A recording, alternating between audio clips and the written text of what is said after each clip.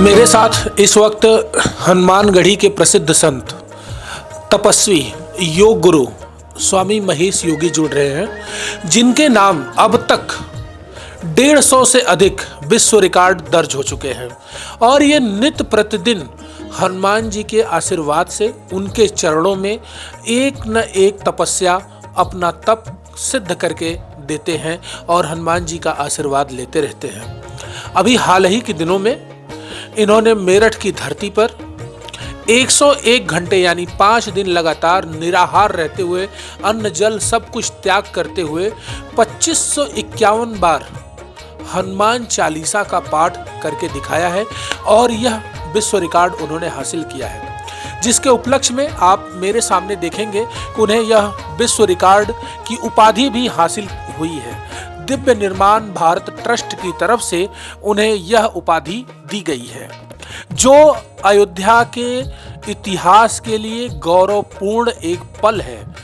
किसी भी संत महात्मा के पास इतना बड़ा तप का कोई भी प्रमाण नहीं है, लेकिन स्वामी योग गुरु महेश योगी के द्वारा प्रतिदिन एक तप करके दिखाया जाता है और लोग उनसे प्रभावित भी होते हैं।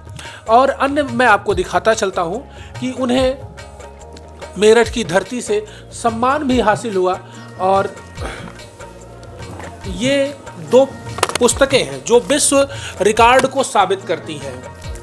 ये दोनों पुस्तकें वैश्विक रिकॉर्ड को साबित करती हैं और उन्होंने ये जो तप किया है पूरे 5 दिन तक लगातार 2551 बार हनुमान चालीसा का पाठ करके, उसी के उपलक्ष्य में इन्हें उपहार स्वरूप मिला है। इतना ही नहीं, वहाँ जब यह तप कर रहे थे संस्थानों के द्वारा, लोगों के द्वारा इन्हें और भी भेंटें दी गई। ये आप देख सकते हैं कि कितनी सुंदर भेंट प्रभु हनुमान के लिए और स्वामी महेश योगी के लिए मेरठ से आशीर्वाद स्वरूप मिला है। हम जुड़ेंगे स्वामी महेश योगी जी से और जानेंगे कि उनको कैसे यह तप करने के लिए ऊर्जा आती है, प्रेरणा मिलती है और कैसे वह इतने 5 दिनों तक बिना अन्न जल के 2551 बार हनुमान चालीसा के पाठ को कर दिखाया उन्होंने। ये तपस्या है, साधना है। अयोध्या सिद्धपीठ श्री हनुमानगढ़ी श्री हनुमान जी महाराज के श्री चरणों में बैठ करके अनवरत मेरी योग साधनाएं चलती रहती हैं। और श्री हनुमान जी महाराज योग मनीषी हैं, एक ऐसे महान व्यक्तित्व हैं जिन्होंने अष्ट सिद्धियों को चरितार्थ किया। हनुमान जी महाराज एक ऐसे मनीषी हैं जिनका पूरा जीवन तप और अनुराग से भरा हुआ है और उनके लिए कहा जाता है कि चारों युग प्रताप तुम्हारा। एक ऐसे मनीषी जिनका प्रताप, जिनकी शक्ति, जिनकी साधना का बल, जिनका तपोबल चारों युगों में खंडित न हो, वो ऐसे महनीय सत्ता हनुमान जी हैं। और हमारी एक और अवधारणा है, हमारे साहित्यकारों ने कहा कि हो नहार बिरवान के होत चीकने पात। अगर आपकी पीढ़ियों में शक्ति है, आपके पूर्वजों में ऊर्जा है, तो उस ऊर्जा का संचरण आने वाले संतति में होता है। तो हम लोग हनुमान जी के साधक हैं, हनुमान जी के सेवक हैं, उनके दासानुदास हैं, तो उनकी कृपा हम लोग को मिलती रहती है। और ये जो सारी साधनाएं होती हैं, ये मैं थोड़ी ना करता हूँ, शरीर तो मेरा होता है, लेकिन इन सारी साधनाओं को कहीं ना कहीं श्री हनुमान जी करते हैं। उन्हीं के आशीर्वाद से, उन्हीं की कृपा के, उन्हीं के तप अनुसंधान से ये सारे संकल्प पूर्ण होते हैं। क्योंकि जब कोई संकल्प जन्म लेता है तो वो ईश्वरीय प्रेरणा होती है और जब उसे पूर्ण करने के लिए अग्रसिव होते हैं तो ईश्वर उसके पीछे खड़े होते हैं। तो इन सारी साधनाओं के पीछे हनुमान जी का पूरा हाथ है, उनकी शक्ति है। लेकिन मैं ये भी एक मैसेज देना चाहता हूँ, संदेश देना चाहता हूँ जनमानस को कि अगर किसी भी संकल्प भाव को लेकर के शिक्षा के क्षेत्र में, धर्म के क्षेत्र में, इतिहास के क्षेत्र में, संस्कृति के क्षेत्र में, सदाचार के क्षेत्र में भारत का युवा संकल्पबद्ध होकर के हनुमान जी को अपने हृदय में धारण करके करे, तो हर संकल्पों की पूर्ति हनुमान जी करते हैं। एक बात हम आपसे और जानना चाहेंगे, हमारे दर्शक भी जानेंगे। जैसे हम मार्केट से हनुमान चालीसा की पुस्तक खरीदते हैं, तो हनुमान चालीसा की शुरुआत श्री गुरु चरण सरोज से लेकर के हनुमान जी की आरती तक होती है, जिसमें हनुमान अष्टक, हनुमान बाण और इत्यादि जो होते हैं सब भाग आते हैं। तो आपने जो ये तप किया है उसमें क्या क्या शामिल रहा है? किसका आपने 2551 बार उच्चारण किया, किसको आपने पढ़ा है? श्री हनुमान चालीसा पाठ का ये दिव्य अनुष्ठान पंचवटी शताब्दी नगर मेरठ की धरा पर उत्तर प्रदेश में मेरा था। और मेरा संकल्प था कि 101 घंटे में 2100 श्री हनुमान चालीसा का पाठ करने के लिए। लेकिन हनुमान जी की विशेष कृपा थी कि मैंने 121 घंटे के अंतर्गत 2551 पाठ को पूर्ण किया। और मेरा एक प्रकल्प ये था कि कोई भी जो हम हनुमान चालीसा की पुस्तक पढ़ रहे हैं, तो जैसे हम लोग मूर्तियाँ बनाते हैं ना, तो मूर्ति जो है वो एज एक पत्थर है। और जब जैसे अपने भगवान श्री राम की प्राण प्रतिष्ठा हुई तो वो मूर्ति थी, और लेकिन जब हमने भगवान की गर्भगृह में स्थापित किया और वहाँ पे उनकी प्राणवत प्रतिष्ठा की गई, मंत्रोच्चार के द्वारा वहाँ पे एनर्जी को क्रिएट किया गया, तो वो उन्होंने देवत्व का स्वरूप धारण कर लिया, भगवान का स्वरूप धारण कर लिया, और उसमें प्राण शक्ति जागृत हो गई। उसी प्रकार से जो हम लोग अनुष्ठान करते हैं, हनुमान चालीसा तो हमारी एक मात्र पुस्तक है, लेकिन जब उसे हम अनुसंधान ले आते हैं एक साधना के लिए, तो हम उसे मंत्रवत विधि से एक एक पुस्तकों को अभिमंत्रित करते हैं। और जो मेरी साधना चल रही थी, मैंने पहले हनुमान जी के मंत्रों से उसको अभिमंत्रित किया, फिर हनुमान चालीसा पूरा वाचन करने के बाद उसके बाद फिर एक मंत्रों के द्वारा उसे अभिमंत्रित करके उसमें रामाक्षर लिख करके फिर उसे चंदन से लेपन करके फिर एक एक कलावे को रक्षा सूत्र से मंत्रों द्वारा बांध करके मैंने रखा कि अगर इस हनुमान चालीसा का वाचन कोई करे या अपने पास रखे, तो उसके साथ 2100-2500 मंत्रों की शक्ति उस हनुमान चालीसा में प्रस्फुटित रहेगी और वह एक नई ऊर्जा क्रिएट करेगी। और जो आने वाले हमारी जो पीढ़ियाँ, जिसको मैं देता रहता हूँ हजारी हनुमान चालीसा, जब वो उसका वाचन करेंगे तो निश्चित तौर पर उन्हें बहुत सकारात्मक ऊर्जा का प्रभाव मिलेगा, महसूस भी होगा।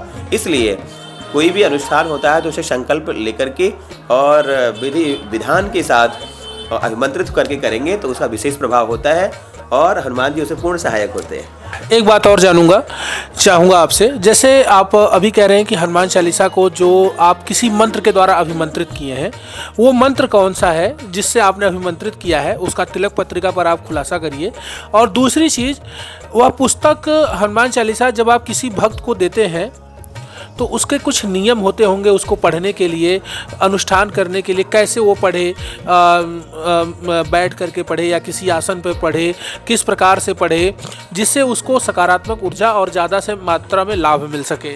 अगर हम 100 बार हनुमान चालीसा का पाठ करते हैं तो हमारे जीवन की समस्त व्याधियाँ दूर हो जाती हैं और हर तरफ मंगल होता है।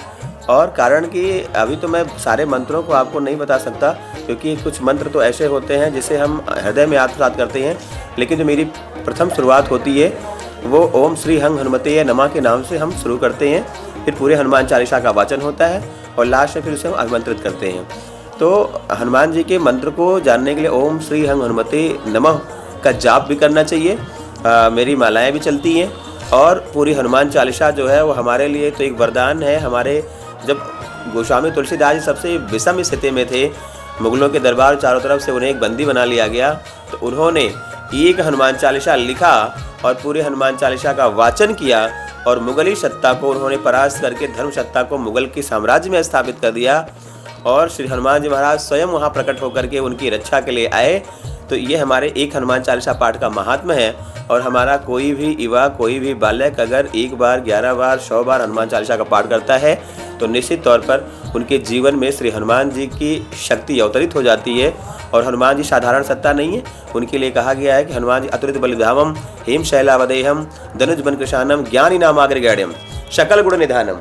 तो हनुमान जी सारे गुणों से युक्त हैं, ज्ञानियों में अग्रगण हैं, शक्ति में सबसे उनकी पराकाष्ठा है, हर प्रकार से वो संपन्न है।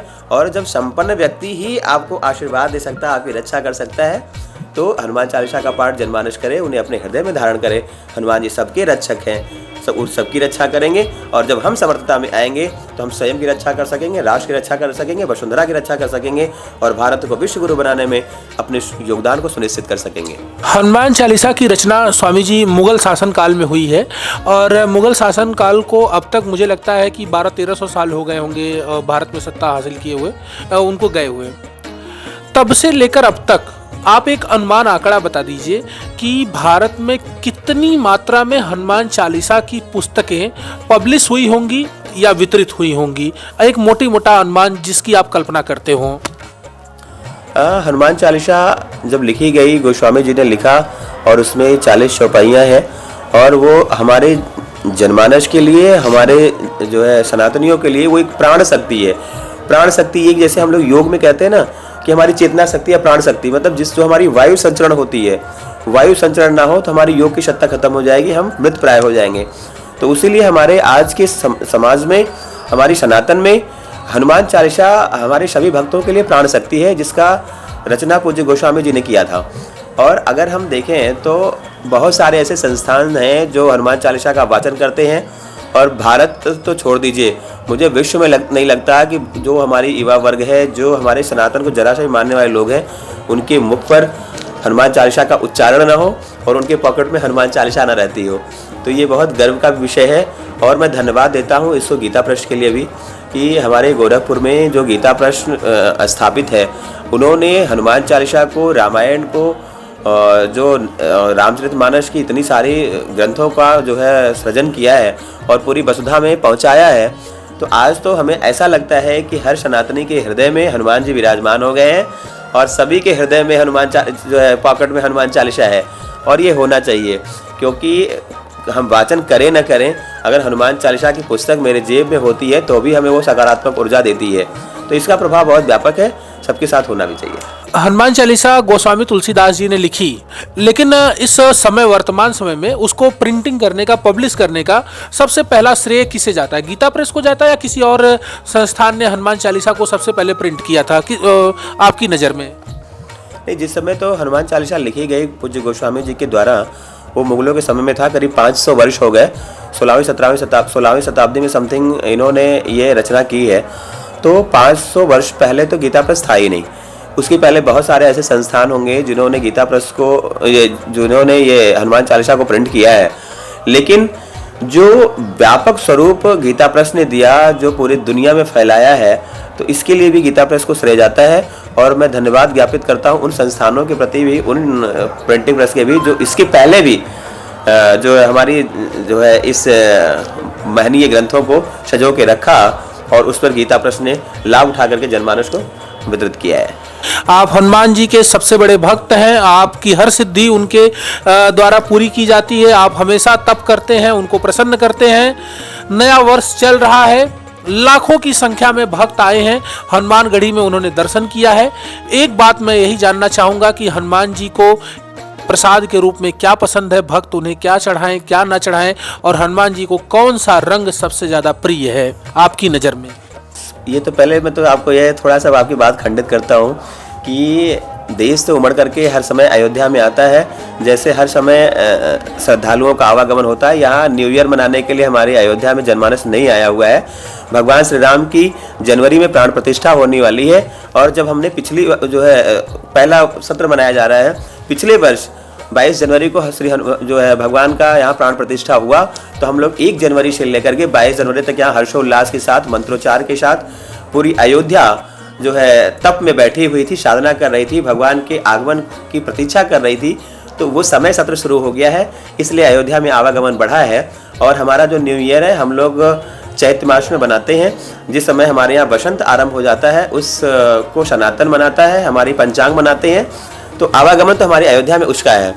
और विशेष तौर पर जो यहाँ का प्रादुर्भाव, जो यहाँ इतने लोग आ रहे हैं, उस कारण से आ रहे हैं। देखा, हमारे साथ प्रसिद्ध संत, प्रसिद्ध तपी पुरुष, प्रसिद्ध योग पुरुष श्री महेश योगी जी जुड़े हुए थे, जिन्होंने एक बार फिर नया रिकॉर्ड साबित किया है, हासिल किया है। उन्होंने मेरठ की धरती से 101 घंटे में 2551 बार हनुमान चालीसा का पाठ करके पूरी दुनिया को दिखा दिया है कि वह कुछ भी असंभव को संभव कर सकते हैं हनुमान जी के आशीर्वाद से। मैं देवेश पांडे, अयोध्या।